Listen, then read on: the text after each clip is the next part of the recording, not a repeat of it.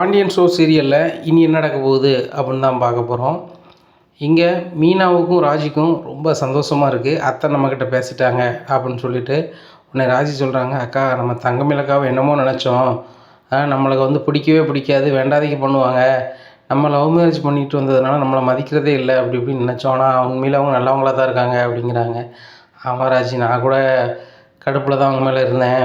சென்னையில் இருக்கும்போது கூட செந்தில் மாமா என்கிட்ட பணம் கேட்டார். அவங்க ரூமில் தங்குறதுக்கு பணம் இல்லாமல் இருக்காங்க மீனா, நீ கொடு மீனா அப்படின்னாங்க. பணம்லாம் அக்கௌண்ட்லேயே நிறைய தான் இருந்துச்சு.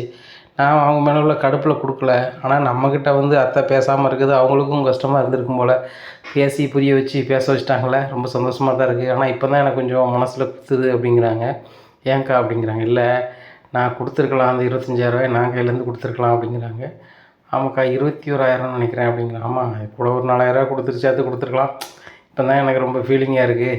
சரி ரைட்டு, அந்த பிரச்சனை எப்படியும் வரதுக்குள்ளே நான் அதை மேனேஜ் பண்ணிடுறேன் அப்படிங்கிறாங்க. எப்படிக்கா மேனேஜ் பண்ண போகிறீங்க அப்படிங்கிறாங்க. மாமா அக்கௌண்ட்லேருந்து தான் கண்டிப்பாக அனுப்பிடுவாங்க, நான் மாமா அக்கௌண்ட்லேருந்து அனுப்பிடுறேன் அப்படிங்கிறாங்க. ஏக்கா அப்படிலாம் வாய்ப்பு இல்லை, நான் என்ன ஏதுன்னு விசாரிக்கிறேங்க அப்படிங்கிற. யார்கிட்ட விசாரிப்பேன், கதிர்ட்டியா? கதிர் தான் அவன்கிட்ட பேச மாட்டானே அப்படிங்கிறாங்க. அப்போ நீங்கள் யார்கிட்டக்கா விசாரிப்பீங்க அப்படிங்கிறாங்க. நான் யார்கிட்டையும் விசாரிக்க மாட்டேன், மாமா அக்கௌண்ட் நம்பர் மட்டும் எப்படியாவது எடுத்துகிட்டு அனுப்பி விட்ருவேன், எப்படியும் கடையில் தானே எடுத்துருக்கணுங்க அப்படிங்கிறாங்க. அக்கா நம்மளுக்கு தெரியாமல் அனுப்பிட்டு அது வேறு மாட்டிட்டு முடிக்கக்கூடாது அப்படிங்கிறாங்க.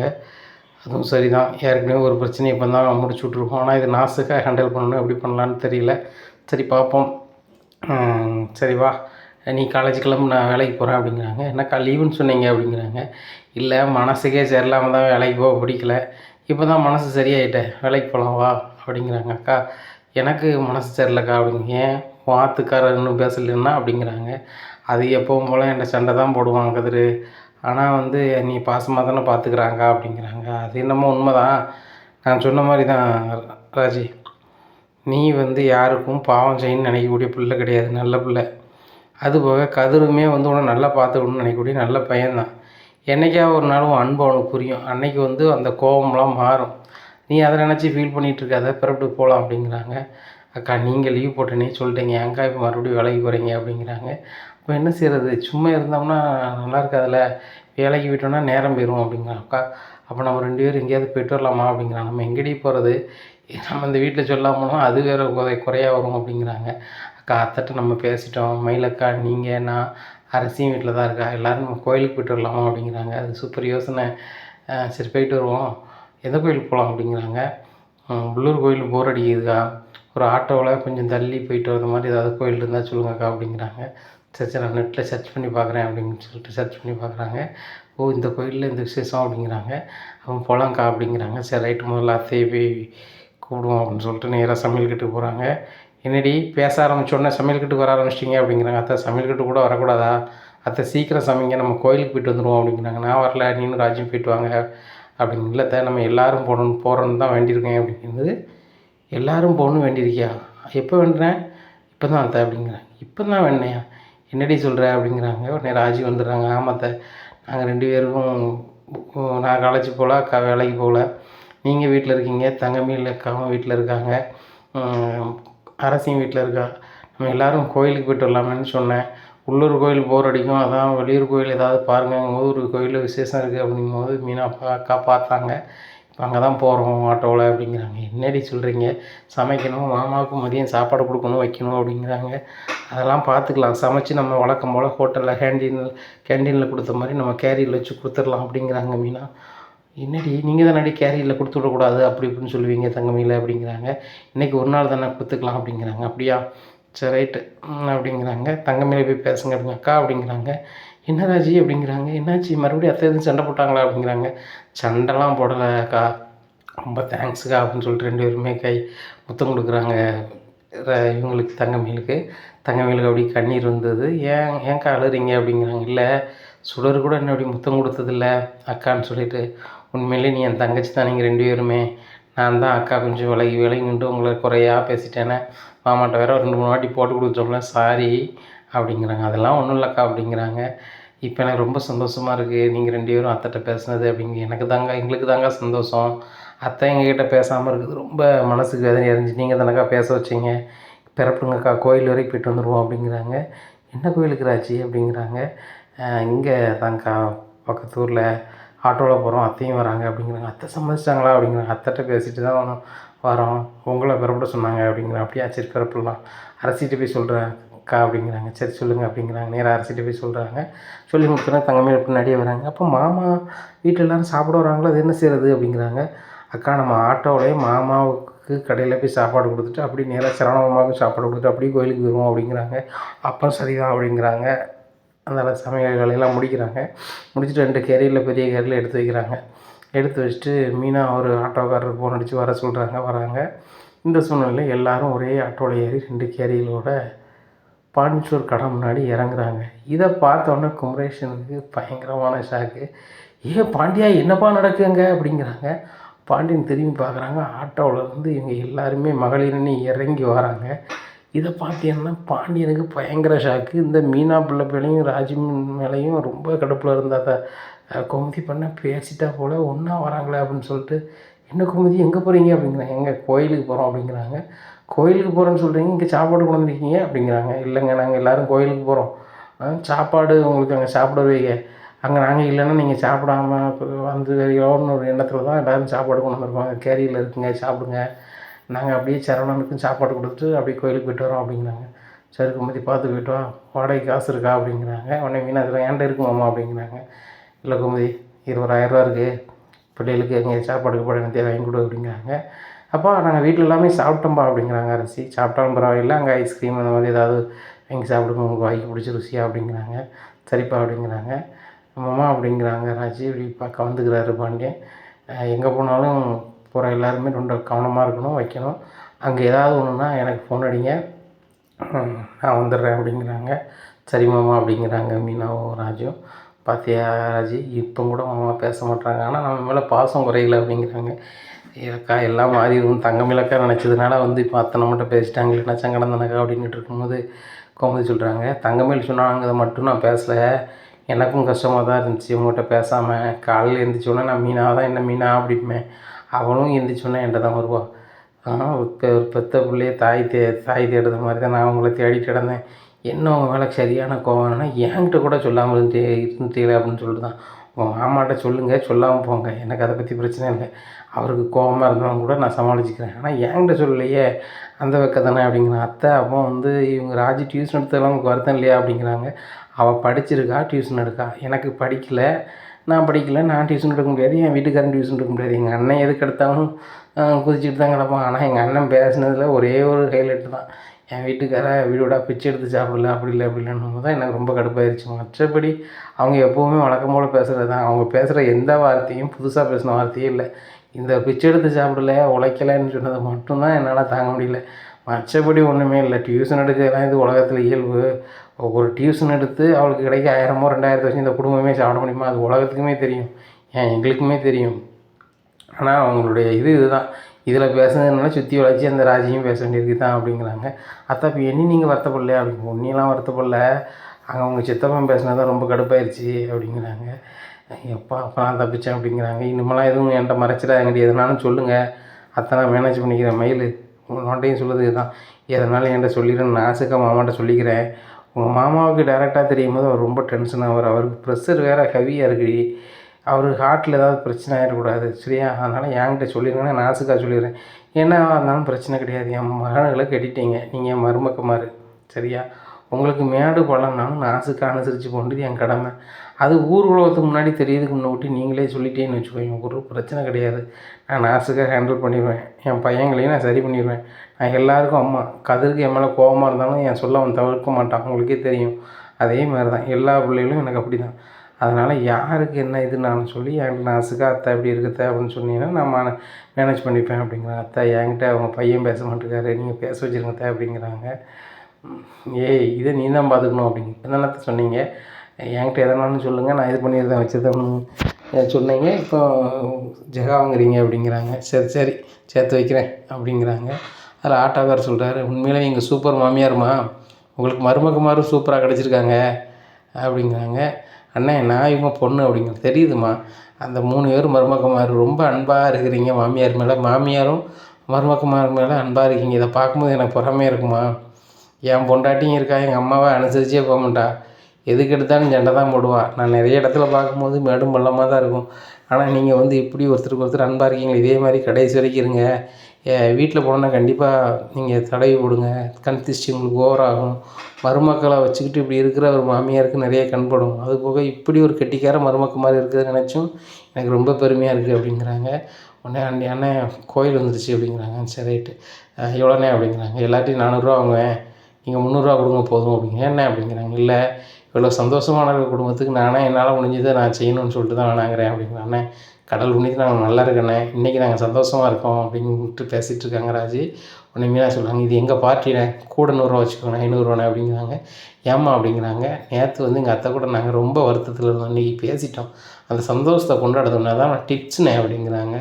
ரொம்ப நன்றிம்மா, சரி பார்த்து போயிட்டாங்க அப்படிங்கிறாங்க. போகிறாங்க, கோயிலில் போய் சாமி கும்பிட்றாங்க. அங்கே உட்காந்து ஒருத்தருக்கு ஒருத்தர் அன்பாக பேசுகிறாங்க. அதே கோயிலுக்கு ராஜியோட அம்மா, பாட்டி, அவங்க சித்தி எல்லாருமே வந்திருக்குறாங்க. அவங்களும் கும்பிட்டுக்கிட்டு இருக்காங்க. இதை தற்செயலாக ராஜி பார்த்துடுறாங்க. ராஜி அவங்க அம்மாவை பார்த்துட்டு ரொம்பவே அழுகிறாங்க.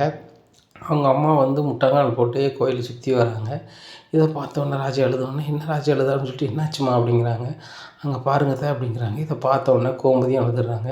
அண்ணி என்ன இப்படி பண்ணுறாங்க அப்படின்னு சொல்லிட்டு, அண்ணி அப்படிங்கிறாங்க. உடனே கோமதி, நீங்கள் எப்படி வந்த அப்படிங்கிறாங்க. மீனா தான் நம்ம சும்மா தானே இருக்கோம், கோயிலுக்கு போயிட்டு வரோம்னு சொன்னால், உள்ளூர் கோயிலுக்கு போய் போர் அடிக்க, அதனால் வெளியூர் கோயிலுக்கு போகணும்னு சொன்னால், அங்கே திருவிழாவிலங்க வந்தோம் அப்படிங்கிறாங்க. இந்த கோயிலுக்கு வேண்டியிருக்கு அவங்க மைனி, எப்படியாவது 2 குடும்பம் ஒன்று சேரணும், என் மகன் வந்து என் பக்கத்தில் இருக்கணும், என் பேரம்பேத்தியில் எடுத்து நான் கொஞ்சணும்னு சொல்லி வேண்டுதிருப்பா போல். அதனால் அவங்க ஃபேக்ட்ரிக்கு போன பிறகு நாங்கள் இந்த கோயிலுக்கு வந்திருக்கோம் அப்படிங்கிறாங்க. அண்ணாவர் வரலையா அப்படிங்கிறாங்க. அவங்களுக்குலாம் அந்த கோயிலுக்கு வந்தது தெரியாது அப்படிங்கிறாங்க. அப்படியா அப்படின்னு சொல்லிட்டு, அண்ணி அப்படிங்கிறாங்க. கோமதி அப்படிங்கிறாங்க. உடனே மாறிட்டையும் பேசணும்னா, அண்ணி ஏன் அண்ணி இப்படி பண்ணுறீங்க அப்படிங்கிறாங்க. என் மகன் வந்து இந்த கோயிலுக்கு வந்த உடனே அவள் வந்துட்டா, இது வேண்டுதலை நான் முடிச்சிட்டோம்னா கண்டிப்பாக நம்ம 2 குடும்பமும் ஒன்று சேர்ந்துருவோம், நான் வேண்டுதலை முடிச்சிடுறேன் அப்படிங்கிறாங்க. சரி அண்ணி அப்படிங்கிறாங்க. அண்ணி நானும் அப்போ வேண்டுதலை இது பண்ணுறேன் அண்ணி அப்படின்னு சொல்லிட்டு கோமதியும் முட்டங்கால் போட்டு இப்படி சுற்றி போகிறாங்க. ராஜி சொல்கிறாங்க, நானும் முட்டங்கால் போட்டு பண்ண போகிறேன் அப்படிங்கிறாங்க. இங்கே பாரு ராஜி, அவங்களுக்கு 2 பேருக்கும் வயசாகிட்டு, அவங்களுக்கு உடம்பு முடியலன்னு சொல்லிட்டு 2 நாள் கூட ஆசனை செஞ்சுக்கலாம், வீட்டில் ரெஸ்ட் எடுத்துக்கலாம்.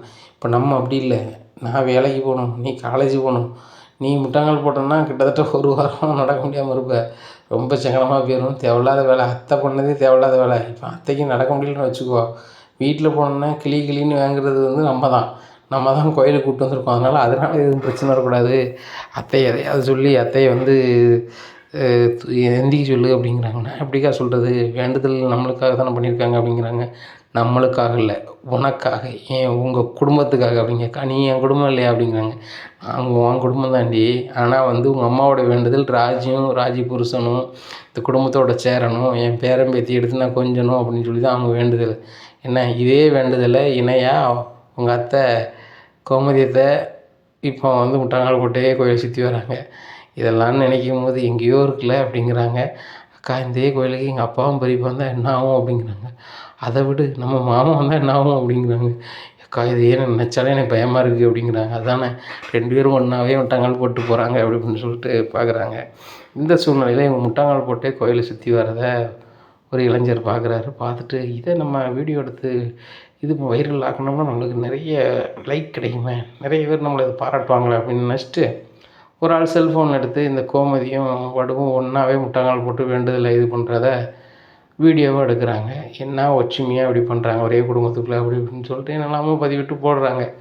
இதுன்னு பயங்கரமாக வைரல் ஆகுது. இவங்க வீட்டுக்கு போகுது முன்னுக்கூட்டி. இது யாருமே இவங்களுக்கு தெரியலை. தற்செயலாக மீனா வந்து செல்லை நோண்டி பார்க்குறாங்க. அத்தை இதை பாருங்க அப்படிங்கிறாங்க. என்னதுடி அப்படிங்கிறாங்க. நீங்களும் உங்கள் அண்ணியும் வந்து முட்டங்கால் போட்டே கோயில் சுற்றி வந்தது வீடியோ வந்திருக்கு அப்படிங்கிறாங்க. இதையாடி நீ ஏன்டி எடுத்த அப்படிங்க. நான் எங்கத்தான் எடுத்தேன், இது யாரோ போட்டிருக்காங்க பாருங்கள், இப்போ ஒரு பையன் தான் போட்டிருக்கான், அந்த பையனோட ஐடியில் போட்டிருக்கான், அங்கே நின்றுப்பான் போல் அப்படி இப்படிங்கிறாங்க. இந்த சூழ்நிலை எத்தனை ரெடி பார்த்துருக்காங்க அப்படிங்கிறாங்க. அத்தை எப்பயுமே 1,00,000 பேருக்கு மேலே பார்த்துட்டாங்க அப்படிங்கிறாங்க. என்னடி இப்போ தான் எடுத்தது உடனே பார்த்துருவாங்களா அப்படிங்கிறாங்க. அத்தை நெட்டில் அது போயிட்டே இருக்கும் அப்படிங்கிறாங்க ராஜி. ஐயோ, வீட்டில் போனால் பெரிய பிரச்சனையாயிருமே, இதை வேறு எங்கள் அண்ணன்மார் பார்த்தானுன்னா அவ்வளோதானே, இதை இன்னுமே செய்ய முடியாதா அப்படிங்கிறாங்க. யார் போட்டாங்களோ அந்த போஸ்ட்டு அவங்க தான் அழிக்க முடியும், அதுபோக வந்து ஃபார்வேர்டு நிறைய போயிட்டுனா ஒன்றும் செய்ய முடியாது அப்படி இப்படின்ட்டு இருக்காங்க. ஐயோ, என்ன செய்யறதுனே தெரியலையே, நீங்கள் வேறு ஏன்டி இந்த கோயிலுக்கு கூட்டி வந்தீங்க அப்படி அப்படிங்கிறாங்க. அத்தை நாங்கள் கோயிலுக்கு கூட்டி வந்தாலும் தப்பு இல்லை, மைனியை பார்த்தோன்னா ஆர்வக்கோளாறில் முட்டங்கால் வைத்தியம் பண்ணது நீங்கள் எங்களில் சொல்லுதீங்க அப்படிங்கிறாங்க. ஆமாடி, நான் ஒரு லூஸு மாதிரி பண்ணிட்டேன், இப்போ வேறு ஒருத்தன் வீடியோ எடுத்து போட்டாங்க, என்ன செய்யன்னு தெரியலையே அப்படி இப்படின்னு சொல்லி முழிச்சிட்ருக்காங்க. ஏய் வாங்கடி சீக்கிரம் வீட்டை பார்த்து போயிடுவோம் அப்படின்னு சொல்லிட்டு சொல்கிறாங்க. அத்தை மாமாவுக்கு தெரிஞ்சால் அது பிரச்சனையாகுமா அப்படிங்கிறாங்க. முதல்ல ஆட்டோக்காரனுக்கு ஃபோன் அடி அப்படிங்கிறாங்க. அதே ஆட்டோக்காரர் ஃபோன் அடிக்கிறாங்க. ஆட்டோக்காரர் வந்துடுறாரு. நேராக மளிகை கடைக்கு போட்டோம் அப்படிங்க ஏன் அப்படிங்கிறாங்க. இல்லை உங்கள் மாமாட்ட நடந்தது சொல்லிடுவோம் அப்படிங்கிறாங்க. உங்கள் அம்மாட்ட பேசணும்னு சொல்ல போகிறீங்களா அப்படிங்கிற. அதெல்லாம் அவர் ஒன்றும் சொல்ல மாட்டேன், நான் சொல்லிடுறேன் அப்படிங்கிறாங்க. சரி சொல்லியிருக்கேன், நம்ம வீட்டிலேருந்து பிரச்சனை வந்துடக்கூடாது அப்படிங்கிறாங்க. இவங்க எல்லாருமே ஆட்டோவில் ரொம்பவே பயந்துட்டு இருக்காங்க. அரசிக்கு சரியான பயம். அன்னைக்கு தான் சண்டை வந்துச்சு, இப்போ முடிஞ்சிருச்சு, சந்தோஷமாக இருக்கும்னு சொல்லி கோயிலுக்கு போய்ட்டு வந்து அப்படியே ஆகுது அப்படிங்கிறாங்க. தங்கமேல் சொல்கிறாங்க, இதுக்கு தான் நான் வந்து 2 குடும்பத்திலும் டச் வைக்காதாங்கன்னு சொல்கிறது. நீங்கள் 2 பேரும் பேசையில் எனக்கு ஒரு மாதிரி தான் இருந்துச்சு, நான் வேடிக்கை தான் பார்த்துட்டு இருந்தேன், எனக்கே கஷ்டமாக தான் இருந்துச்சு அப்படிங்கிறாங்க. உடனே ஏங்க அப்படிங்கிறாங்க. என்ன கோயிலுக்கு போய்ட்டு வந்துட்டீங்களா வந்துட்டேன் அப்படிங்கிறாங்க. கோயிலுக்கு போய்ட்டா வீட்டுக்கு தான் போகணுன்னு தெரியாதா கோமதி அப்படிங்கிறாங்க. தெரியுதுங்க, அதுக்கு மட்டும் ஒரு பிரச்சனைங்க அப்படிங்கிறேன். என்னாச்சு அப்படிங்கிறாங்க. யார் ராஜா மீனா என்ன செஞ்சாங்க அப்படிங்கிறாங்க. அவங்க யாரும் ஒன்றும் செய்யலை, நாங்கள் அதே கோயிலுக்கு போனோம். போகும்போது வடுவண்ணி அங்கே ஒரு வேண்டுதல் பண்ணிகிட்டு இருந்தாங்க, நாங்களும் பண்ணோம். பக்கத்துலேயே நாங்கள் பின்னாடியே வந்திருப்போம் போல், கவனிக்கலை அப்படிங்கிறாங்க. அதெல்லாம் சொல்லாத கோமதி, உங்கள் அண்ணினையும் நாங்கள் பேசியிருப்பேன், யாரும் இருந்திருக்க மாட்டாங்க, பேசியிருப்பேன் அப்படிங்கிறாங்க. ஆமாங்க பேசினேன், சரிட்டு விடு, உங்கள் அண்ணி தானே பேசினேன் விடு அப்படிங்கிறாங்க. உன் நம்பர் வரல அப்படிங்கிறாங்க. அவங்க வரலங்க அப்படிங்கிறாங்க.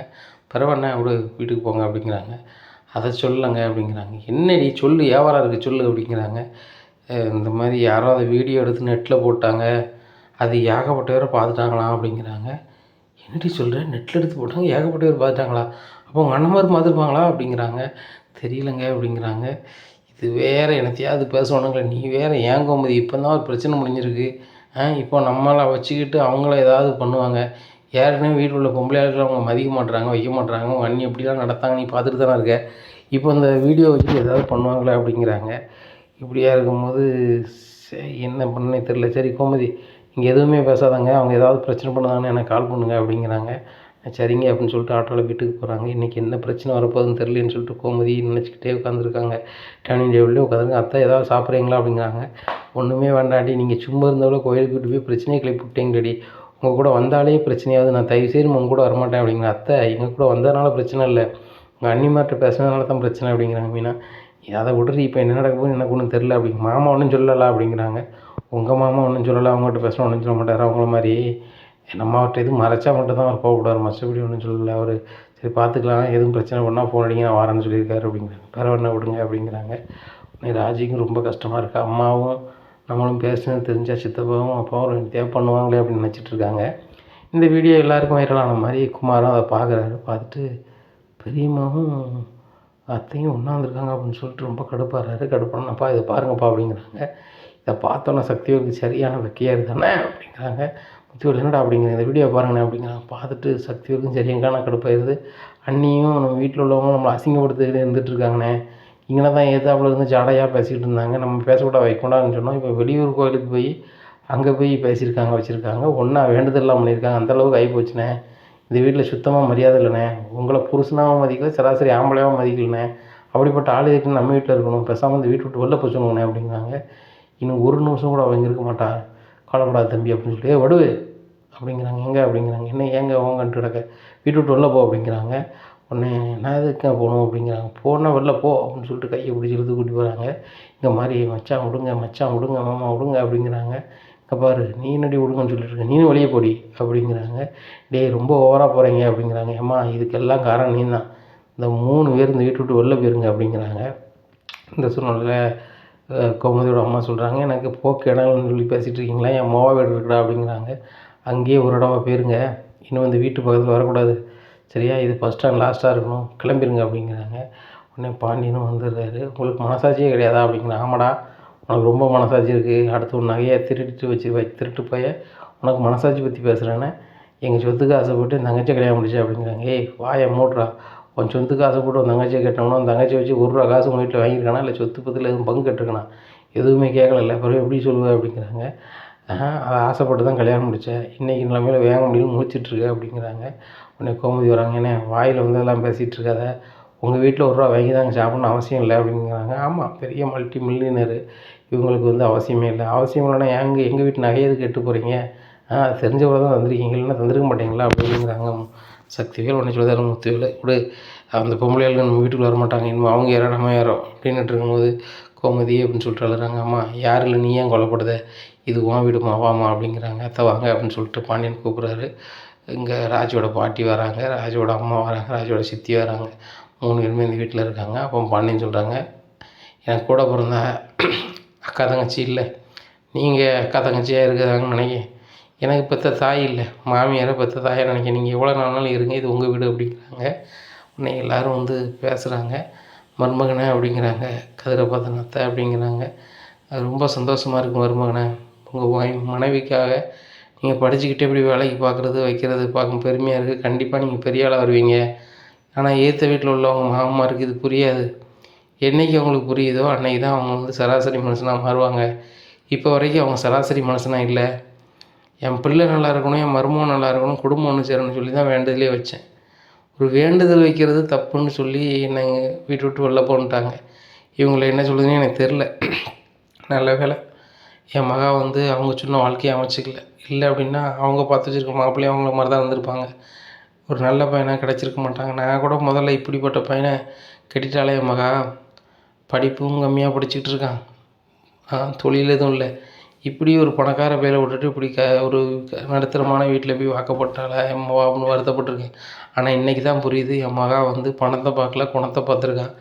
அதுபோக வந்து இந்த வீட்டில் வாழணும் அப்படிங்கிறதுக்காக தான் என் அப்பாவையும் கிட்ட மாதிரியும் வேண்டான்ட்டு வந்திருக்கான். ரொம்ப சந்தோஷமாக தான் இருக்குது குழந்தை அப்படிங்கிறாங்க. அண்ணி என்ன நீ இப்படி வந்துட்டீங்க அப்படிங்கிறாங்க. நான் வெளிநாட்டுக்கு வந்துட்டேன், ஏற்றுக்கிட்டு தானே வந்திருக்கேன். இது என் சம்மந்தி வீடு தானே, சம்மந்தி வீட்டுக்கு விருந்துக்கு வந்திருக்கேன். என்றைக்கு உங்கள் அண்ணன் வந்து உணர்ந்தாரோ அன்றைக்கி அவர் கூப்பிட்டு போகிறாரு, நான் போக போகிறேன். ஆனால் எங்கள் வீட்டுக்குன்னா நான் போக மாட்டேன் அப்படிங்கிறாங்க. அம்மா நீங்கள் எவ்வளோ நாளும் அந்த வீட்டில் இருக்குங்க அப்படிங்கிறாங்க. இங்கே பாருங்கக்கா, இந்த வீடு உங்கள் வீடு மாதிரி, என்ன இந்த வீட்டில் நீங்கள் எத்தனை நாள் நல்லா இருக்கலாம், இங்கேயே கூட இருக்கலாம், ஒன்றும் பிரச்சனை இல்லை. கோமதிக்கும் நிறைய வருத்தம் இருந்துச்சு. நம்ம அம்மாட்ட பேச முடியலையே, நம்ம லவ் மேரேஜ் பண்ணதுலேருந்து அந்த குடும்பமே இல்லைன்னு ஆகிட்ட அப்படின்னு நினச்சிக்கிட்டு இருந்தா. இப்போ அந்த சண்டை மூலமாக நீங்கள் வந்து வந்துட்டீங்க, அவளுக்கும் ரொம்ப சந்தோஷமாக இருக்கும் அப்படிங்கிறாங்க. எங்கள் கோமதிக்கு பயங்கர சந்தோஷமா, அவங்க இப்படியே தான் பண்ணிகிட்டு இருக்காங்க, நான் புதுசாம்மா அதை நினச்சி வருத்தப்படாதம்மா, நீ என் வீட்டுக்கு வந்திருக்கம்மா, உனக்கு என்னம்மா சாப்பிட்ற, அப்படி ஒன்றும் வேண்டாண்டி அப்படிங்கிறாங்க. அப்படி விட முடியாது, டேய்க்கு பழனி ஒரு 4 நாட்டுக்கோழி வாங்கிட்டு வா அப்படிங்கிறாங்க. சரிக்கா அப்படின்னு சொல்லிட்டு நேராகவே 4 நாட்டுக்கோழி வாங்கிட்டு வர்றாரு. ராஜி, மீனா, தங்கமயில் வாங்க நம்ம குழம்பு வைப்போம் அப்படிங்கிறாங்க. உடனே நாங்களும் குழம்பு வைக்கோம் அப்படின்னு சொல்லிட்டு இவங்க சமையல் கட்டு போகிறாங்க. இவ்வளோ பேர் சமையல் கட்டில் இருந்தால் இடம் காணாது அண்ணி, நாங்கள் சமைக்கிறோம், நீங்கள் ரெஸ்ட் எடுங்க அப்படி இப்படிங்கிறாங்க. உடனே நல்ல நாட்டுக்கோழி வைக்கிறாங்க. பாண்டியன் கடையை அடைச்சிட்டு எல்லோரும் வீட்டுக்கு போகணும்னு சொல்லிட்டு குமரேசன் கூப்பிட்டு வீட்டுக்கு வராங்க. எல்லாருமே நாட்டுக்கோழி குழம்பு சாப்பிட்றாங்க. சாப்பிட்டு சொல்கிறாங்க, இன்றைக்கி ரொம்ப சந்தோஷமாக இருக்குங்க அப்படிங்கிறாங்க. பாண்டியன்கிட்ட ஏன் உங்கள் அண்ணன் மாதிரி நீங்கள் பேசுனதுனாலே அப்படிங்கிறாங்க.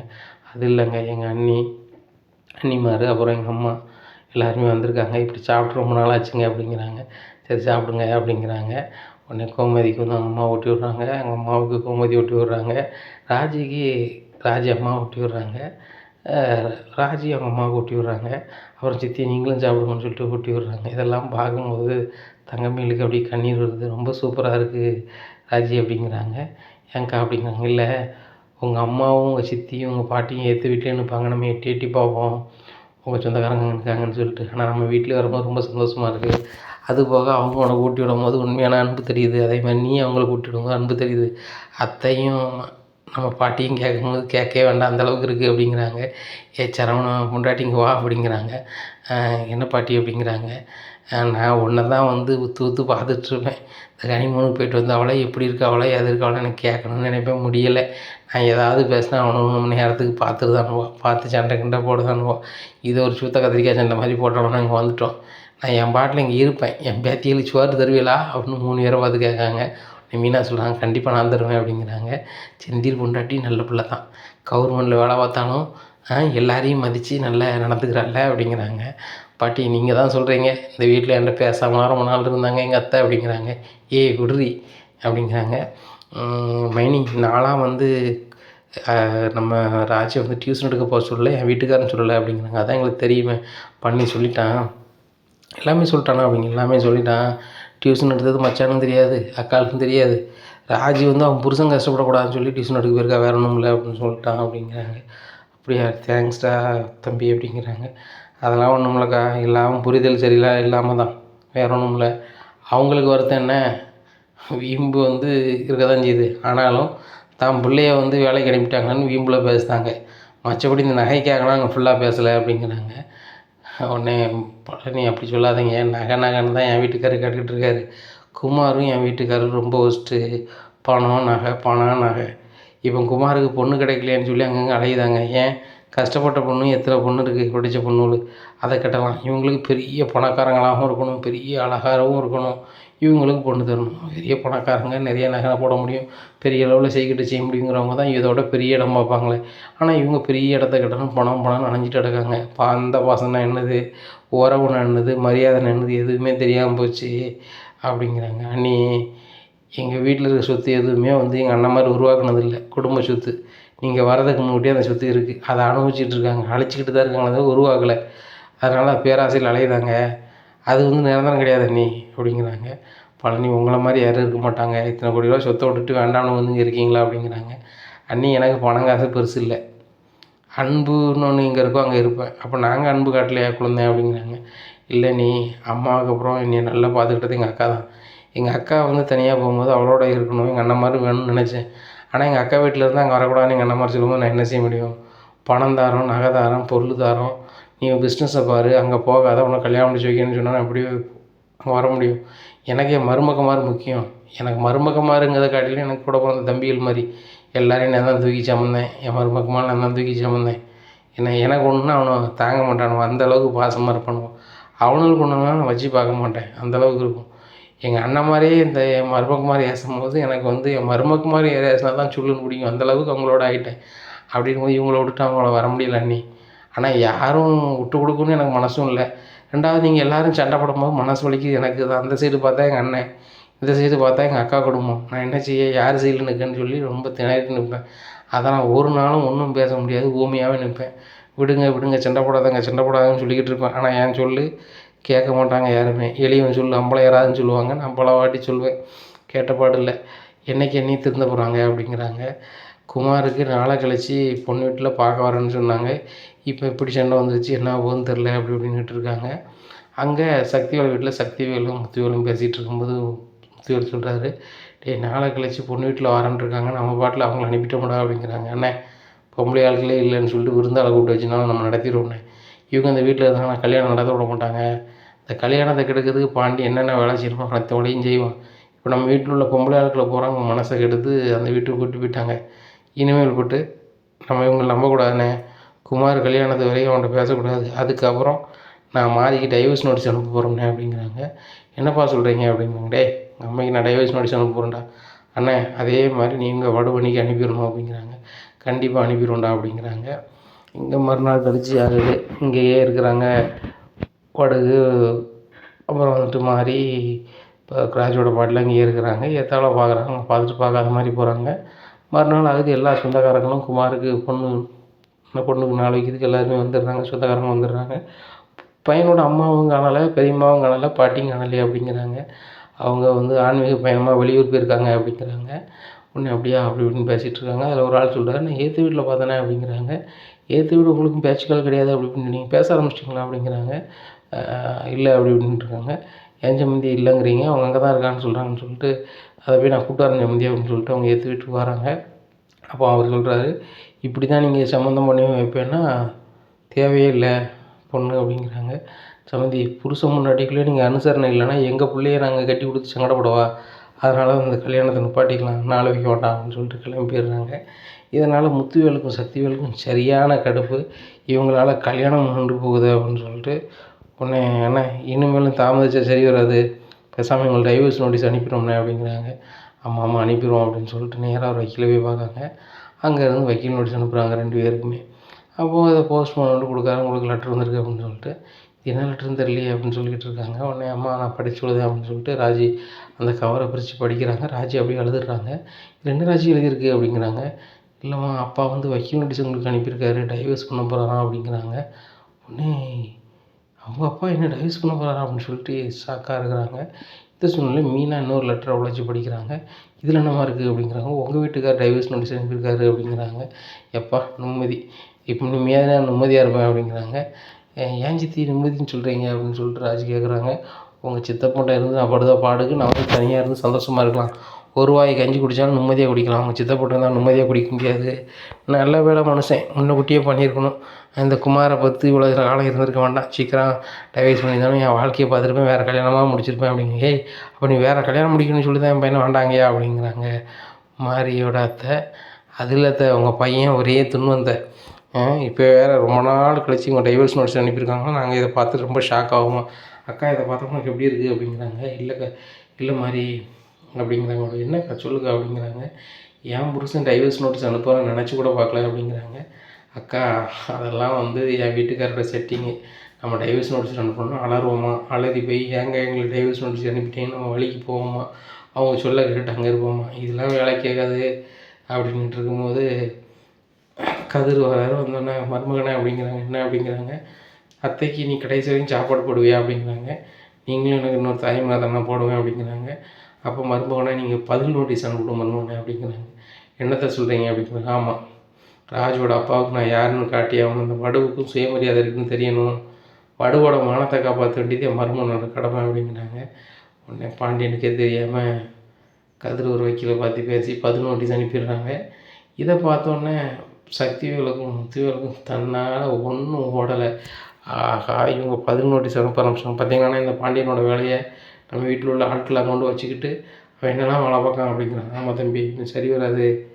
அவன் கடை வந்து புறமுக கொஞ்சம் இது பண்ணி தானே கட்டியிருக்கான் அப்படிங்கிறது. இல்லைன்னா அவன் இடத்துல தான் கட்டியிருக்கான் அப்படிங்கிறாங்க. அவன் குடோன் வச்சுருக்காங்களா அப்படிங்கிறாமா அப்படிங்கிறாங்க. அதில் அட்டைப்பட்டிலாம் எங்கே போட்டு வச்சுருக்கான் அப்படிங்கிறாங்க. அது புறமுக இடத்துல தானே கிடக்கு அப்படிங்கிறாங்க. ஆக்கிரமிச்சு கடையை கட்டி வச்சுருக்கான்னு சொல்லி கம்ப்ளைண்ட் கொடு, நம்ம அதிகாரிக்கு பணத்தை கொடுத்து அந்த கடையை குடோனி இடிக்க வச்சுருவோம் அப்படிங்கிறாங்க. சூப்பர் யோசனை அப்படிங்கிறாங்க. நேராக போய் அங்கே போய் பெட்டிஷன் கொடுக்குறாங்க. கொடுத்தோன்னே அதிகாரிகள்லாம் வராங்க. வந்துட்டு பாண்டியன் நோட்டீஸ் கொடுக்குறாங்க. இந்த மாதிரி நீங்கள் புறமுக்கு நிலத்தை புறம் அடைச்சி புழங்குறீங்க, அதுபோல் நாங்கள் அடைச்ச போகிறோம் அப்படிங்கிறாங்க. சார் இது என் பட்டாடம், குடோனும் பட்டாடம், அந்த காளி பட்டி கிடக்குன்னா அதை தூக்கி தூரம் போடணும், தூரம் போட்டு அந்த கொளுத்தெல்லாம் கொளுத்திருந்தேன் அப்படிங்கிறாங்க. இல்லை இல்லை இவ்வளோ நீங்கள் ஆக்கிரமிப்பு பண்ணி வச்சுருக்கீங்க, அதனால் சரி வராது அப்படின்னு சொல்லிட்டு ஜேஜிபியை கொண்டு போகிறாங்க. அப்போ கதிர் 4-5 வக்கீலோட வந்துடுறாங்க. சாருங்க பாருங்கள், தனிநபர் இடத்த நீங்கள் வந்து டச் பண்ணீங்க அப்படின்னா நீங்கள் அதிகாரி எந்த அதிகாரியும் நாங்கள் இருக்கக்கூட மாட்டோம் பார்த்துக்கோங்க அப்படிங்கிறாங்க. கதிர் இதை கேட்ட அதிகாரி எல்லாம் சொல்கிறாங்க. சார் அவங்க சொல்லுறது தப்பு கிடையாது, பட்டா இடத்துல நான் ஒன்றும் செய்ய முடியாது, இந்த அட்டைப்பட்டிலாம் போட்டு இதை அகச்சிடுறோம்னு சொல்லிட்டு அந்த அட்டைப்பட்டி போட்டுக்கிறத அகச்சிடுறாங்க. உடனே பாண்டியன் சொல்கிறாங்க. நீ மாங்கான்னு தெரியும், இவ்வளோ பெரிய மாங்காவாக இருப்பேன்னு நினைக்கல அப்படிங்கிறாரு சக்தியில் பார்த்து. ஏன் பட்டா நிலத்தை ஏன் வந்து இல்லாமல் யார் எடுக்க முடியும், ஏன்னா எனக்கு தூணு மாதிரி என் பிள்ளைகள் இருக்குது, நான் பார்த்துக்கிட்டு ஒன்றும் பிரச்சனை கிடையாது, வேறு ஏதாவது ஒரு காமெடியாக ஒரு பிளான் வேறு பிளான் யோசி அப்படிங்கிறாங்க. ஏய் நீ எங்கே முன்னாடி நீ ஆட்டிக்கிட்டு இருக்கியா, வாழாட்டிக்கிட்டு இருக்கியா, இரு உனக்கு இருக்குது அப்படின்னு சொல்லிட்டு போகிறாங்க. பார்த்துக்கலாம் அடுத்த பிளானில் சந்திக்கலாம் அப்படிங்கிறாங்க. உடனே கதிர் சரியான கோபமாக இருக்காரு. அப்போ பாண்டியன் சொல்ல விடு அவன் பிளானை தான் நீ ஸ்லோன் ஆகிட்டல விடு அப்படிங்கிறாங்க. உடனே செந்தில் சொல்கிறாரு. ஒவ்வொரு வாட்டியும் எங்கள் அப்பாட்ட நீங்கள் வரணும் எழுதிக்கிட்டே இருந்தால் பார்த்துட்டு சும்மாவே இருக்க மாட்டோம், ஏற்ற வீட்டில் இருக்கீங்களா, ஒவ்வொரு பிரச்சனையும் நம்ம பண்ண வேண்டாம்னு பார்த்தா ரொம்ப ஓவராக பண்ணிகிட்ருக்கீங்க அப்படிங்கிறாங்க. உடனே பாண்டியன் சொல்கிறாங்க. அவங்க இதை பண்ணலன்னு தான் ஆச்சரியம், பண்ணட்டும் அழகா பண்ணட்டும் ஒன்றும் பிரச்சனை இல்லை அப்படிங்கிறாங்க. இப்படியா இருக்குது. இந்த சூழ்நிலையில் வந்துட்டு வீட்டுக்கு போகிறாங்க. போனோன்னு நடந்ததை சொல்கிறாங்க. கோமதி சரியான வெக்கையாகுது. அங்கே மாரிக்கும் ராஜோட அம்மாவுக்கும் சரியான கடுப்பாகுது. என் மாதிரி இவங்க அடங்கவே மாட்டாங்களா அப்படிங்கிறாங்க. ஆமாக்கா அவங்க ஏதோ ஒரு வகையில் நம்மளை வழியை கொண்டுடலாம்னு சொல்லி வக்கீல் நோட்டீஸ் அனுப்புனாங்க, நம்ம 10 நோட்டீஸ் அனுப்பணுன்னா ரொம்பவே வெறுத்துருப்பாங்க, இதில் வேறு என்ன செய்யலான்னு யோசிச்சுருக்காங்க, அது வந்து அவங்களுக்கு ஃப்ளாப் ஆகிட்டு இன்னுமாவது வாயை பற்றிக்கிட்டு இருப்பாங்க அப்படிங்கிறாங்க. கல்யாணம் நின்றுட்டுல இன்னும் என்ன செய்ய போகிறாங்க அப்படிங்கிறாங்க. அதான் தெரிலக்கா, ஆனால் குமாருக்கு அந்த வருத்தமே தெரிலையக்கா, அவன் பாட்டில் வழக்கம் போல் வாழ்ந்தானே அப்படிங்கிறாங்க மாதிரி. உடனே அப்புறம் மாரியோட அத்தை சொல்லுதாங்க. ராஜோட பாட்டி அவனுக்கு வருத்தம் இருக்க தான் செய்யுதுன்னு வெளியே தெரியாத மாதிரி காட்டுறான். கல்யாணம் அவங்க எத்தனை வாட்டி அவனுக்கு நின்று போகுது, ஏதோ ஒரு வகையில் ஏதாவது பண்ணணும் அப்படிங்கும்போது ராஜி அழ ஆரம்பிச்சிடுறாங்க. என்னால் தான் கல்யாணம் அண்ணனுக்கு நின்றுச்சு அப்படிங்கிறாங்க. உடனே மாறி சொல்கிறாங்க. ஒன்றாலும் இல்லை, அவனால் தான் கல்யாணனுக்கு, உங்கள் அண்ணன் வந்து கல்யாணம் முடிக்க முடியும் குடிக்கான், ரவுடிசம் பண்ணு தான், ஒரு வேலைக்கும் போக மாட்டேக்கான், குடும்ப சொத்தை உட்காந்துதுங்க, எல்லா பக்கமும் கெட்ட பேர், எவன் பொண்ணு தருவான், அப்படி பொண்ணு தரணும்னு வரும்போது கூட குடும்பத்தை பற்றி விசாரிச்சா தரமாட்டான் அப்படிங்கிறாங்க. அதுக்கு நான் தானம்மா காரணம் அப்படிங்கிறாங்க. இதை மட்டும் உங்கள் அப்பா மாதிரி காரணமாக சொல்ல மாட்டாங்க. 30 வருஷத்துக்கு முன்னாடி என் தங்கச்சி ஓடி போயிட்டா, அதனால் என் குடும்பத்துக்கு கெட்ட பேர் அப்படிம்பாங்க. அதை யாரும் சொல்ல போகிறதில்ல. இன்றைக்குள்ள காலத்தில் வந்து நிறைய பேர் லவ் மேரேஜ் பண்ணுறாங்க, வைக்கிறாங்க. அதெல்லாம் காலம் மாறி எங்கேயோ போயிட்டுருக்கு. அதை ஒரு குறையா சொல்லிக்கிட்டு அவங்க வந்து காத்துட்ருக்காங்க. இதான் நடக்குது அப்படிங்கிறாங்க. அண்ணி அண்ணன்மார் மாறவே மாட்டாங்களா அப்படிங்கிறாங்க. நான் தான் சொல்லிட்டேனே கோமதி, என்றைக்கு ராஜிக்கு குழந்த பிறகோ பேரனோ பேத்தியோ வராங்களோ அன்றைக்கி தான் அவங்க மாறுவாங்க. அது வரைக்கும் அவங்களுடைய லட்சணம் இப்படி தான் இருக்கும் அப்படிங்கிறாங்க. ராஜி சீக்கிரம் ஒரு பேரனோ பேத்தியோ பெற்றுக் கொடு அப்படின்னு சொல்லி கோமதி கேட்குறாங்க.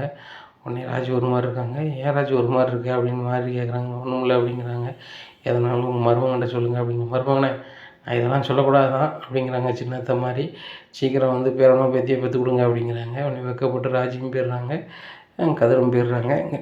இங்கே மீனாவுக்கு பயங்கர இது நேராக பின்னாடியே வராங்க. என்ன ராஜி பிள்ளையோ குட்டியோ பெற்றுக் கொடுங்கன்னு ரொம்ப சந்தோஷமாக 2 பேரும் போகிறீங்க, வேறு எதுவும் உங்களுக்குள்ளே என்கிட்ட சொல்லாமல் நடக்கா அப்படிங்க. அக்கா அதெல்லாம் ஒன்றும் இல்லை அப்படிங்கிறாங்க. இல்லை நீங்கள் 2 பேருமே மறைக்கிறீங்க, முன்னாடி மாதிரி இல்லை. ஏதாவது சொன்னால் அவன் ஒரு மாதிரி போவான், இப்போ அவனும் சிரிச்சிட்டு வரான், நீயும் சிரிச்சிட்டு வரான், நம்ப முடியலையே. இப்போ உள்ள பிள்ளைல நம்பக்கூடாதுன்னு சொல்லுவாங்க, அதானோ அப்படி அப்படின்னுட்டு இருக்காங்க. அக்கா எனக்கு இப்போ ரொம்ப சந்தோஷமாக இருக்குது அப்படிங்கிறாங்க. என்ன அப்படிங்கிறாங்க. எங்கள் அம்மா கூட நான் இருக்கிற மாதிரி ஒரு சூழ்நிலை கிடச்சிருக்கலக்கா அப்படிங்கிறாங்க. அதுக்காக உங்கள் அப்பாவும் எங்கள் அம்மாவையும் பிரிப்பியா அப்படிங்கிறாங்க. என்னக்கா நான் செய்கிறது, அவங்க தானக்கா வரக்கூடாதுன்னு சொன்னாங்க அப்படிங்கிறாங்க.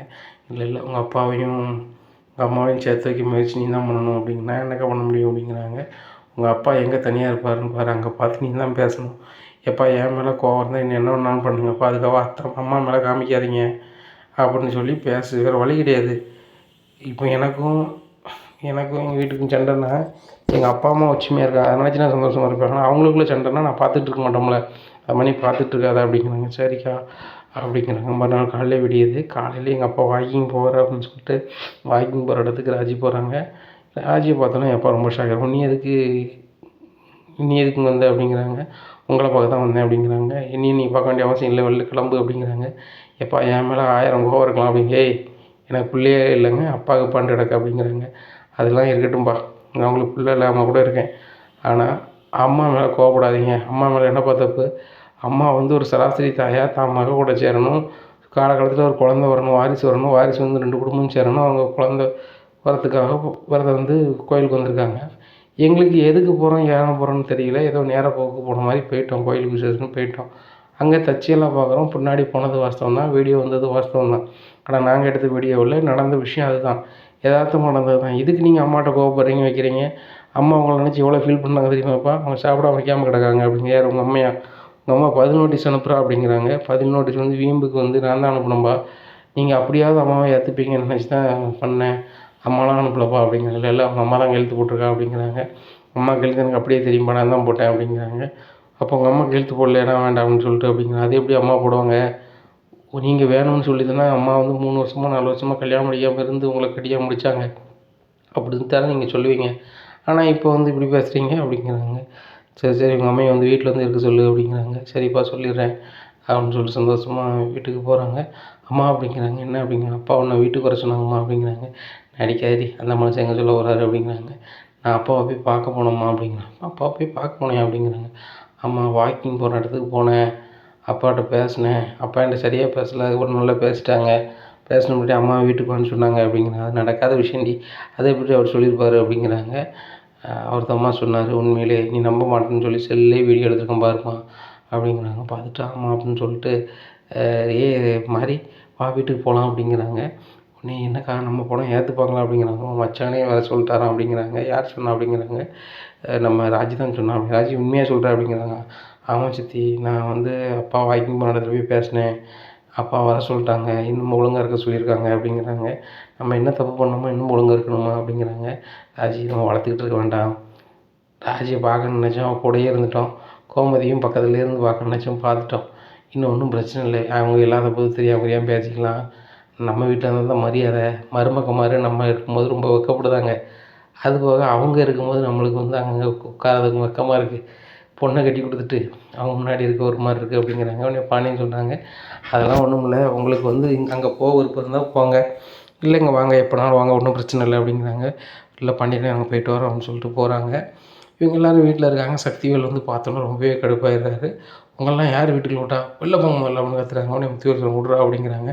என்னண்ணே விட்றான்னு சொல்கிறீங்க அப்படிங்கிறாங்க. அப்புறம் அவங்க இந்த வீட்டில் உள்ளவங்க தானே, நம்ம கோவத்தில் அங்கே அனுப்பிட்டா ஊர் உலகம் நம்ம அசிங்கமாக பேசாதா அப்படிங்கிறாங்க.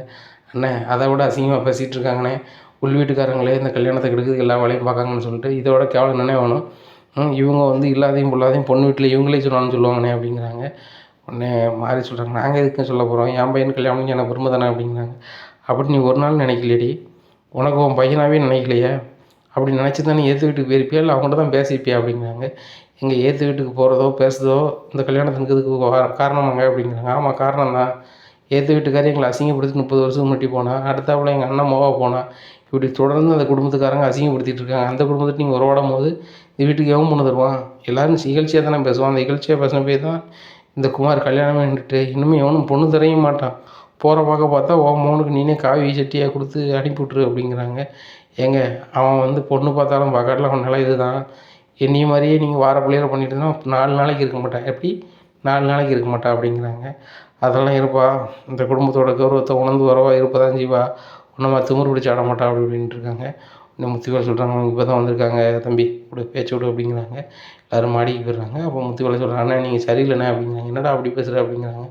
ஆமாண்ணே அவங்க பாட்டு வீட்டில் வந்து உட்காந்துருக்காங்க, வீட்டு விட்டு வெளியே போகணும்னு சொல்லி பார்த்தீங்கன்னா அவங்க பாட்டில் இருக்கட்டும்னு சொல்கிறீங்க அப்படிங்கிறாங்க. டேய் அவங்க வந்து என்னடா தப்பு செஞ்சாங்க, தப்பு செஞ்சது அந்த வீட்டுக்காரங்க அப்படிங்கிறாங்க. என்னென்ன சொல்கிற அப்படிங்கிறாங்க. நான் விசாரித்து பார்த்தேன், முதல்ல இவங்க கோயிலுக்கு போயிருக்காங்க, 2வது அவங்க தச்சையெல்லாம் தான் போயிருக்காங்க. அங்கே போய் பேசினது ஃபஸ்ட்டு அவங்க தான் பேசியிருக்காங்க, இவங்க பேசலை. இன்னொரு ஆள் என்கிட்ட பார்த்து சொல்லிச்சு, முதல்ல உங்கள் வீட்டில் உள்ள ஆட்கள் பேசலை, பாண்டியன் வீட்டிலேருந்து தான் பேசுனாங்கன்னு சொல்லியிருக்காங்க அப்படிங்கிறாங்க. ஆனால் என் சொன்னவன் போய் சொல்லியிருப்பானே அப்படிங்கிறாங்க. நான் ஒரு ஆளை சொல்கிறேன், அவன் போய் சொல்லியிருப்பானா உண்மையை சொல்லியிருப்பானா நீனே சொல்லு அப்படிங்கிறாங்க. ஒரு ஆள் பேரை சொல்கிறாங்க. இல்லைண்ணே அவர் போய் சொல்ல மாட்டார் அப்படிங்கிறாங்க. அவர் தானே சொன்னார், என்ன ஃபோன் பண்ணி கேளு அப்படிங்கிறாங்க. ஃபோன் பண்ணி கேட்குறாங்க. ஆமாண்ணாச்சி உங்கள் வீட்டிலேருந்து யாரும் பேசலை, பேசுறது அங்கேருந்து தான் பேசுனாங்க அப்படிங்கிறாங்க. ஓ அப்படியா அப்படின்னு சொல்லிட்டு இப்படி தாண்டா நம்ம கண் மண் தெரியாமல் பேசுகிறோம், ஆனால் நடந்தது என்னவோ எதுன்னு புரியாமல் பேசுகிறோம் அப்படிங்கிறாங்க. அண்ணே அங்கே வேணால் பேசாமல் இருக்கலாண்ணே, நம்ம வீட்டுக்கிட்ட இருந்து பேசுறது நம்ம அவமானப்படுத்து பண்ணிட்டு தான் இருக்காங்க அப்படிங்கிறாங்க. சரி விடுடா, இன்னும் வந்து இந்த மாதிரி பண்ணாமல் பார்த்துக்கலாம் அப்படிங்கிறாங்க. இனிமேலாம் வந்து அவங்க ஏதாவது பண்ணாங்கன்னா கண்டிப்பாக நான் அந்த வீட்லேயே வச்சு பார்க்க மாட்டோம்னே, அதுக்கப்புறம் நான் ஜெயிலுக்கு போகும் தயங்க மாட்டோம்னே அப்படிங்கிறாரு சக்திவேல். விட்றா பார்த்துக்கலாம், அப்படி எதுவும் பண்ணால் நானே அதுக்கு நான் உனக்கு வந்து போகட்ட தான் நிற்பேன் அப்படிங்கிறாங்க. சரிண்ணே அப்படிங்கிறாங்க. அண்ணன் வயிறு பசிக்கு அப்படிங்கிறாங்க. இன்னைக்கு கீழே வந்து பார்க்குறாங்க, சமையல் ஒன்றும் இல்லை. அப்போ சக்திவேல் கேட்குற சமையல் எதுவும் பண்ணலையா அப்படிங்கிறாங்க. இப்போ தான் வந்தோம் அப்படிங்கிறாங்க. வயிறு வேறு பசிக்க குமார் ஆன்லைனில் ஆர்டர் பண்ணி சாப்பாடு வர சொல்லு அப்படிங்கிறாங்க. சரிப்பா அப்படிங்கிறாங்க. ஆன்லைனில் ஆர்டர் பண்ணுறாங்க. 3 பேருக்கு மட்டும் வருது. உடனே சக்திவேலோட அம்மா கேட்குறாங்க, 3 பேருக்கும் ஆர்டர் பண்ணியிருக்கலடா, 3 வீட்டில் 3 பொம்பளையால் இருக்கவங்களாம் சாப்பாடு ஆர்டர் பண்ணக்கூடாதா அப்படிங்கிறாங்க. முத்துவேல் சொல்கிறார், குமார் எல்லாரும் சேர்த்து ஆர்டர் பண்ணியிருக்க வேண்டியதானே அப்படிங்கிறாங்க. இல்லை பெரியப்பா அவங்க தனியாக இருக்கிறாங்க, அவங்களுடைய செயல்பாடெல்லாம் வித்தியாசமாக இருக்குது, அவங்களுக்கு நம்ம எதுக்கு பெரியப்பா சாப்பாடையும் கொடுக்கணும் அப்படிங்கிறாங்க. அதானே நீனும் உங்கள் அப்பனை மாறப்பட்டல, நீ இப்படி மாறாமல் இருக்கும்போது எப்படி வேண்டாம் பொண்ணு தருவோம் அப்படிங்கிறாங்க. யாரும் பொண்ணு தர வேண்டாமா, எங்கள் அப்பாவும் எங்கள் பெரியப்பாவும் என்ன சொல்கிறாங்க அதை மட்டும் தான் கேட்பேன் அப்படிங்கிறாங்க. அப்போ கேட்டுக்கிட்டே இருக்கு, நீ ஏன்டா கல்யாணம் பண்ணிக்கணும்னு ஆசைப்படுற அப்படிங்கிறாங்க. இது மாதிரி வாயை மூடிட்டுரு அப்படின்னு சொல்லிட்டு, டே சாப்பாடு தான்டா அவ்வளோ பெரிய விஷயம், நீ ஆன்லைனில் ஆர்டர் பண்ணு அப்படிங்கிறாங்க. யாரும் சாப்பாடு எனக்கு தேவையில்லை, எங்கள் 3 பேருக்கு நான் சமையல் பண்ணிக்கிறோம், நீங்கள் கடையில் வாங்கி நீங்கள் சாப்பிடுங்க அப்படின்னு சொல்லிட்டு நேராக கிச்சனுக்கு போயிடுறாங்க. அங்கே மாதிரி எல்லாருக்கும் தேவையானதை சமையல் பண்ணி கொடுக்குறாங்க. அவங்க 3 பேரும் மாடியில் ஆன்லைனில் ஆர்டர் பண்ண பிரியாணி ஆர்டர் சாப்பிட்டுட்ருக்காங்க. இப்படியா இருக்குது இந்த சூழ்நிலையில் வந்துட்டு மறுநாள் காலையில் விடியுது. இங்கே மீனாவுக்கும் ராஜுக்கும் பயங்கர சந்தோஷம். ஓரளவு நம்ம 2 பேருக்கும் வாரிசு பிறந்துச்சுன்னு சொன்னால் எல்லா குடும்பமும் பேசிட்டு போலையே அப்படின்னு நினச்சிட்டு நடந்தே போயிட்டு இருக்காங்க. அப்போ மீனாவோட அப்பா வராரு. என்னம்மா நடிப்புக்காரி அப்படிங்கிறாங்க. நடிப்புக்காரியா சொல்லிட்டு, என்னப்பா எப்படி பேசுகிறீங்க அப்படிங்கிறாங்க. ஒன்றும் பேசலை அப்படிங்கிறாங்க. நீ வாக்கப்பட்ட குடும்பம் அந்த லட்சணத்தில் இருக்குது, அப்போ நீ நடிப்புக்காரன்னு தான் சொல்ல முடியும் அப்படிங்கிறாங்க. இப்போ இப்படிலாம் பேசாதீங்க அப்படிங்கிறாங்க. அப்படி தான் சொல்லுவேன், உன் மாமன் குடும்பத்திலேருந்து பக்கத்து வீட்டு நகையெல்லாம் வந்து நடித்து எடுத்துகிட்டு போயிருக்காங்க, நடித்து பக்கத்து வீட்டில் வசதியான பிள்ளையும் கட்டியிருக்காங்க, இப்படி ஒவ்வொரு வசதியான பிள்ளையாகவும் கட்டியிருக்காங்க. அது ஒரு குடும்பமா அப்படிங்கிறதுக்காக தான் நான் வேண்டாம் வைக்க வேண்டாம்னு சொன்னேன். அவங்க இந்த இப்படி குடும்பத்தை சம்மந்தத்திருக்காங்க தெரியுமில்ல அப்படிங்கிறாங்க. ராஜி அவங்களுக்கு சொந்தமான பொண்ணு அப்படிங்கிறாங்க. ராஜி மட்டும் தான் எடுத்துருக்காங்களா, தங்கமயில் எடுக்கலையா அப்படிங்கிறாங்க. அவங்க வசதியான ஆள், சிரமமாக வேணும் தான் கட்டி கொடுத்தாங்க அப்படிங்கிறாங்க. அவங்க வசதியான ஆளுன்னு அப்படின்னு சொல்லிட்டு, மீனா உங்கள் அம்மாட்ட கேளு அவங்க என்ன லட்சணம்னு சொல்லிட்டு அப்படிங்கிறாங்க. அவங்களுக்கு என்ன லட்சணம், அந்த அக்கா சூப்பர் அக்கா அப்படிங்கிறாங்க. ஆமாம் ரொம்ப சூப்பர் அக்கா, அவங்க அப்பனையும் அம்மையும் வந்து ஒரு கடையில் வந்து திருடுனாங்கன்னு சொல்லிட்டு ஒரு கடை இன்றைக்கி நைட்டு வந்து ஸ்டேஷனில் கூப்பிட்டு போனாங்க. இந்த ஸ்டேஷனில் இருக்காங்க போய் பாரு அப்படிங்கிறாங்க. நேராக ஸ்டேஷனுக்கு போகிறாங்க. அங்கே தங்கமயில் அம்மாவும் அப்பாவும் செல்லில் இருக்காங்க. இதை பார்த்தோன்னா ரொம்ப ஷாக் ஆகிடுறாங்க. என்னாச்சு அப்படிங்கிறாங்க. அவங்க 2 பேரும் கவுந்துட்டு இருக்காங்க. தங்கமயில் வாழ்க்கை பேரும்படி நம்ம யாருக்குமே தெரியாமல் இந்த கதையை முடிச்சிடலான்னு பார்த்தோம் அப்படின்னு நினச்சிட்டு இருக்காங்க. அப்போ வந்து சார் இது வந்து எங்கள் அக்காவோட அம்மாவும் அப்பாவும் அப்படிங்கிறாங்க. அவங்க வந்து திருடியிருக்காங்க. திருடின உள்ள பொருளை கொடுக்கணும். கேட்டால் தொலைஞ்சிட்டு வச்சுட்டுங்கிறாங்க. அதுக்கு யார் கொடுப்பா அப்படிங்கிறாங்க. எவ்வளோ சார் அமௌண்ட் அப்படிங்கிறாங்க. அது 50,000 மதிப்புமா அப்படிங்கிறாங்க. நான் வேணா 50,000 தந்துடுறேன் அப்படிங்கிறாங்க. உடனே சொல்கிறாங்க 50 ரூபா நான் கொடுத்துட்றேன் அப்படிங்கிறாங்க. 50 ரூபாய மீனா கொடுக்குறாங்க எதிர்பார்ட்டிக்கு. அவங்க வாபஸ் வாங்கிடுறாங்க. வாபஸ் வாங்கிட்டு வராங்க. வந்தோடனே என்ன சித்தப்பா எப்படி அப்படிங்கிறாங்க. எங்களை மன்னிச்சிக்கோங்க, நாங்கள் நல்ல வசதியான இடம் அப்படி இப்படின்னு சொல்லிட்டு தான் பாண்டியனும் வீட்டம்மாவும் ஏமாற்றி கல்யாணம் முடிச்சு கொடுத்துட்டோம். ஆனால் எங்களுக்கு வசதியோ ஏதோ கிடையாது. எங்களுக்கு சாப்பாட்டுக்கே ரொம்ப கஷ்டம். என் பொண்ணு வந்து நம்ம இப்படியே தினக்கீரை சாப்பாடே சாப்பிட்டுட்டு இருக்கோமான்னு கடுப்பில் இது பண்ணான். அப்போ நான் வந்து சரி தங்கமயில் எதுவும் கையில் காசு வச்சுருக்காங்க. அவங்களுக்கு ஃபோன் அடித்தா செல்லு சுவிட்ச் ஆஃப்னு வருது அப்படிங்கிறாங்க. ஆமாம், அக்காவுக்கு வந்து சார்ஜர் சரியாக அந்த செல்லில் செயல்படலை. அதனால் அந்த அக்கா வந்து சார்ஜர் போட முடியாமல் சிலறிட்டு இருக்காங்க அப்படிங்கிறாங்க. அதனால தான் என்ன செய்யணும்னு தெரியல. ஒரு சூப்பர் மார்க்கெட்டுக்கு போனோம். போயிட்டு அந்த கல்லால் நைஸாக பணத்தை எடுக்க போனேன், மாட்டிக்கிட்டேன் அப்படிங்கிறாங்க. அப்போ சித்தப்பாவுக்கு பிஸ்னஸ் எதுவும் கிடையாதா அப்படிங்கிறாங்க. அவர் பிஸ்னஸ் எதுவும் பண்ணலாமா, அவர் சும்மா தான் கிடக்காரு. பில்டப்புக்கு தான் நான் சொல்லி தான் பொண்ணை கட்டி விட்டுருந்தேன் அப்படிங்கிறாங்க. அவ்வளோ நகை போட்டிருக்கீங்க, அந்த நகையை பாதி நகையை உங்கள் தேவைக்கு வச்சுருக்கலாம்ல அப்படிங்கிறாங்க. என்னம்மா செய்கிறது, பொட்டை பிள்ளைய கட்டி கொடுக்கும்போது வந்து நம்ம அப்படி தான் செய்ய முடியும் அப்படிங்கிறாங்க. உடனே சரி நான் யார்கிட்டையும் சொல்ல மாட்டேன், போயிட்டு வாங்க அப்படிங்கிறாங்க. போயிடுறாங்க. இவங்க பேசிகிட்டு இருக்கிற போலீஸ்கார் அவங்க போனோடனே அவங்க உங்களுக்கு யார் அப்படிங்கிறாங்க. நாங்கள் ஒரு வீட்டில் கல்யாணம் முடிச்சிருக்கோம், அந்த வீட்டில் அவங்க பொண்ணை கட்டி கொடுத்துருக்காங்க அப்படிங்கிறாங்க. அவங்க பக்கா திருடங்க. இந்த ஸ்டேஷனில் மட்டும் இல்லை, அவங்களுக்கு ஏகப்பட்ட ஸ்டேஷனில் வழக்கு இருக்குது. சரியா, ஊர் பூரா கடன். ஏன்னா நீங்கள் பேசுகிறதெல்லாம் கேட்டேன், நிறைய நகை போட்டு கட்டி கொடுத்தாரு பொண்ணுக்கு அப்படி இப்படின்னு சொல்லிட்டு. அது வாய்ப்பே இல்லை. கவரிங்கோ இல்லைன்னா வந்து புத்தக நகையோ வேணா அவர் போட்டு செஞ்சுருக்கலாம். மற்றபடி தங்க நகைக்கு வாய்ப்பு இல்லை. அவங்களுக்காக போய் நீங்கள் ஒரு 50 ரூபாய் வேஸ்ட் பண்ணிட்டேமா அப்படிங்கிறாங்க. உடனே நீங்கள் முதல்ல சொல்லியிருக்கலாமே அப்படிங்கிறாங்க. இன்ஸ்பெக்டருக்கும் நான் எப்படிமா சொல்ல முடியும் அப்படிங்கிறாங்க. உண்மையிலே அவங்களுக்கு ஒன்றுமே கிடையாதா அப்படிங்கிறாங்க. ஒன்றுமே கிடையாது, எனக்கும் அதே ஊர் தாம்மா, எனக்கு அவங்க சொந்தக்காரங்க தான். ஆனால் வந்து அவங்க பண்ணது யாருக்குமே பிடிக்காது. யாருமே அவங்க வீட்டுக்கு போக மாட்டாங்கம்மா. அந்த வீட்டில் போய் ஒரு ஆள் கல்யாணம் முடிச்சிருக்காங்கன்னு நினைக்கும் போது எல்லோரும் ஊரில் காமெடியாக சிரித்தாங்க. ஆனால் அது உங்கள் குடும்பம்னு எனக்கு சத்தியமாக தெரில அப்படிங்கிறாங்க. ஆனால் இந்த விஷயத்தை யார்ட்டையும் சொல்லிடாதாங்க அப்படிங்கிறாங்க. நான் யார்ட்டையும் சொல்லலாமா, ஊரே உங்கள் குடும்பத்து பேர் நாரி தான் கிடக்கு. ஒரு பொட்டை பிள்ளைய எப்படியோ கட்டி கொடுத்துட்டா இன்னொரு பொட்டை பிள்ளைய எப்படி கட்டி கொடுக்குறான்னு பேசிகிட்டு இருக்காங்க. அங்கே சாப்பாட்டு கூட வழி கிடையாது, துட்டுன்னு 5 பைசா கிடையாது. வீட்டுக்கு முன்னாடி கொஞ்சம் இடத்துல அவங்க கீரை விதையை போட்டு வச்சுருக்காங்க. அதை பிடுங்கி கீரையை கடைஞ்சி தான் சாப்பிடுவாங்க. அந்த குடும்பத்துக்கே கீரை குடும்பம், களவாணி குடும்பம் தான் சொல்லுவாங்க. அப்படி குடும்பம். ஆனால் அந்த பிள்ளை வந்து நல்ல வசதியான வீட்டில் கட்டி கொடுத்துருக்குன்னு சொன்னாங்க. மற்றபடி ஒன்றும் தெரிலம்மா அப்படிங்கிறாங்க. சரிண்ணே இதை நாங்கள் பார்த்துக்குறோம் அப்படிங்கிறாங்க. என்னக்கா எப்படி சொல்கிறாங்க அப்படிங்கிறாங்க ராஜி. ஆமாம் ராஜி, எனக்கு ரொம்ப ஒரு மாதிரி தான் இருக்குது அப்படிங்கிறாங்க மீனா. சரிட்டு அவங்க குடும்பம் எப்படி ஏதுன்னு ஊரில் போய் விசாரிச்சிருமா அப்படிங்கிறாங்க. இவர் தான் சொல்கிறாரு அப்படிங்கிறாங்க. இவர் சொல்கிறத வச்சு நம்ம முடிவு எடுக்க முடியல ராஜி, நம்ம நேராக அவங்க ஊருக்கு போவோம், ஊரில் போய் அவங்களோட டைப் எப்படின்னு விசாரிப்போம் அப்படிங்கிறாங்க. அக்கா நீங்களும் லீவ் போடணும், நானும் லீவ் போடணும் அப்படிங்கிறாங்க. சரி ரைட்டு, நீங்கள் ஆஃபீஸருக்கு ஃபோன் பண்ணி சொல்லணும்னு சொல்லிட்டு ஆஃபீஸருக்கு ஃபோன் பண்ணுறாங்க. சார் இன்றைக்கி நான் வர முடியாது அப்படிங்கிறாங்க. உடனே மீனாட்ட சொல்கிறாங்க, அடிக்கடி லீவ் போடுதீங்க மீனா, என் உடம்பு சரியில்லைன்னா மெடிக்கல் சர்டிஃபிகேட் கொண்டு சேருங்க அப்படிங்கிறாங்க. சரி சார் அப்படின்னு சொல்லிட்டு ஃபோன் வைக்கிறாங்க. மீனா ஃப்ரெண்ட்டு சொல்லி லீவ் லெட்ரு கொடுத்துட்டு எங்கள் எழுத்து போட்டு கொடுத்துரு அப்படிங்கிறாங்க. சரிடி அப்படிங்கிறாங்க. நேராக அந்த ஊருக்கு போகிறாங்க. ஊருக்கு போய்ட்டு ஏற்றாப்புல இறங்கிட்டு அந்த வீட்டில் உள்ளவங்களை பற்றி கொஞ்சம் தெரிஞ்சுக்கணுமே அப்படிங்கிறாங்க. தயவு செய்து அந்த வீட்டில் உள்ள ஆட்களை பற்றி என்கிட்ட கேட்காதாங்கன்னு சொல்லிட்டு 2-3 வீட்டில் கதை உடச்சிக்கிறாங்க. ஒரு வயசான தாத்தாட்ட போகிறாங்க. தாத்தா நீங்களாக சொல்லுங்கள் அப்படிங்கிறாங்க. எனக்கு வயசாகி போச்சு, நீங்கள் அவங்கள பற்றி விசாரிக்கிறத நான் சொன்னோம்னா என்னை தேடி வந்து ஏதாவது பண்ணுவாங்க, கை நீட்டுவாங்க, சரி வராது அப்படிங்கிறாங்க. ஐயா நல்லா இருப்பீங்க, எங்களுக்கு அந்த குடும்பத்தை பற்றி தெரிஞ்சுக்கணும் சொல்லுங்கய்யா அப்படிங்கிறாங்க. அது 1ஆம் நம்பர் பக்கா திருட்டு குடும்பம். என் வீடு தான் அது, அவங்க இருக்கிறது வாடகை தான் வந்தாங்க. இப்போ வீடு எனக்குங்காங்க. அதே வீட்டை சொல்லி எனக்கு சொந்த வீடுன்னு சொல்லி ஏகப்பட்ட வீட்டை கடை வாங்கியிருக்காங்க. பூரா கடன். எல்லா மளிகை கடையிலையும் கடன் வைக்கிறது, எல்லா இதுலேயும் கடன் வைக்கிறது. யாரும் அவங்களுக்கு 5 பைசா கடன் கொடுக்க மாட்டாங்க. சொந்தக்கார வீட்லேயும் கடன். அப்படியே அவங்க கடன் தரல நல்லா பேச்சு கொடுத்தா வீட்டில் ஏதாவது பொருளை தூக்கிட்டு போயிடுவாங்க. அதனால் யாரும் அவங்க வீட்டுக்குள்ளே இவங்களை விடையும் மாட்டாங்க, பேசவும் மாட்டாங்க. அப்படி கேட்க போனால் இவங்க சொல்லுறது தெரியுத தப்பாக சொல்லி காட்டாங்கன்னா அவங்கள்ட்ட சண்டைக்கு போவாங்க. அப்பேர் உள்பட்ட குணத்தில் உள்ள ஆட்கள். அதனால் வந்து யாருமே மன நிம்மதிக்காக அவங்கள்ட்ட எதுவுமே வச்சுக்க மாட்டாங்க. 1ஆம் நம்பர் ஃப்ராடு குடும்பம். அந்த பிள்ளையோட அப்பாவும் 2 பொட்டை பிள்ளை இருக்குது. அந்த பிள்ளையோட அப்பாவும் ஒரு வேலைக்கு போக மாட்டான். எங்கனையாவது சீட்டு விளாண்டுக்கிட்டு எவனையாவது ஏமாற்றிக்கிட்டு அந்த பணத்தை கொண்டு வீட்டில் கொடுத்துக்கிட்டு, அவன் பொண்டாட்டி ரோட்டில் புதுசாக பார்க்குறவங்ககிட்ட நல்ல மாதிரி பேச்சு கொடுத்து அதில் கடன் வாங்கிக்கிட்டு, அவங்க வந்து கேட்கும்போது அவங்கள்ட்ட சண்டை போட்டுக்கிட்டு இப்படியே தான் பண்ணிகிட்ருப்பாங்க. அதுக்கு இடையில அந்த பிள்ளைய எப்படி தான் கட்டி கொடுத்தாங்கன்னு தெரியல. கல்யாணத்தன்னைக்கு கூட நான் கிராஸ் பண்ண போகும்போது அந்த பிள்ளை கழுத்தில் நிறைய கனமாக நகை போட்டுருந்துச்சு.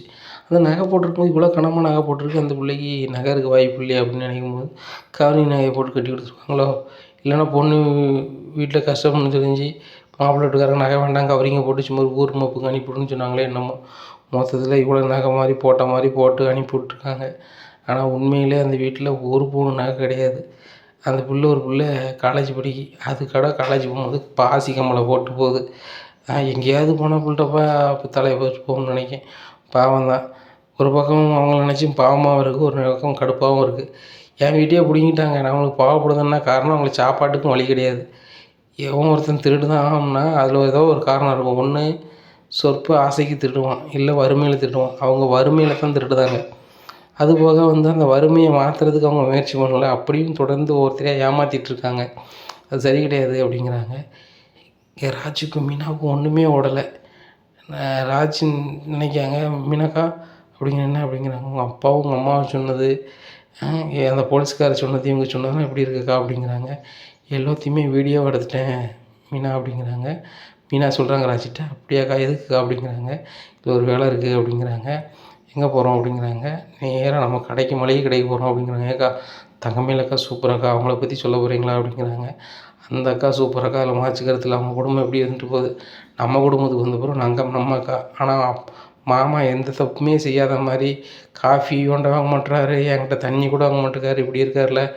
அவர் யோக்கியத்தனம் அவருக்கு தெரியணும்ல. ஒரு பொண்ணை பார்த்து கட்டி வைக்காங்கன்னா விசாரிச்சு தானே கட்டி வைக்கணும். சரண மாமாவுக்கு எவ்வளோ நாள் பொண்ணு கிடைக்காம இருந்துச்சு. காத்திருந்தவங்களுக்கு நல்ல பொண்ணு கிடைக்கணும், நல்ல குடும்பம் கிடைக்கணும்னு சொன்னால் எல்லோரும் நினைப்பாங்க.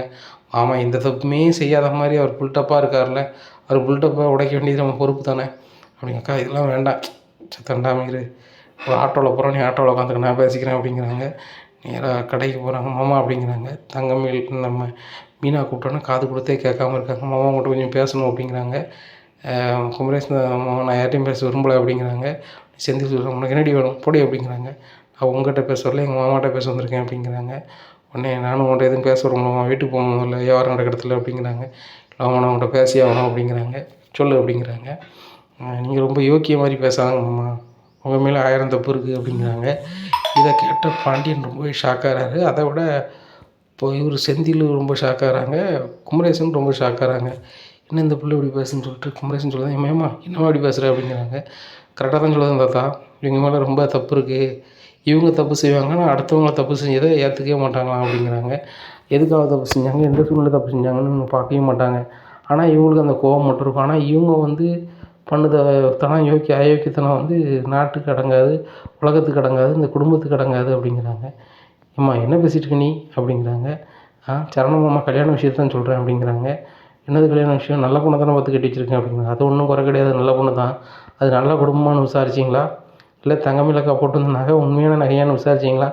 இவ்வளோ தவறை வச்சுக்கிட்டு, எந்த யோக்கியத்தனத்தை வச்சுக்கிட்டு நீங்கள் வந்து எங்களை மேலே நீங்கள் கோவப்படுறீங்க சொல்லுங்கள். ராஜீவ் வந்து அவன் புருஷனுக்காக தானே டியூஷன் எடுத்தா.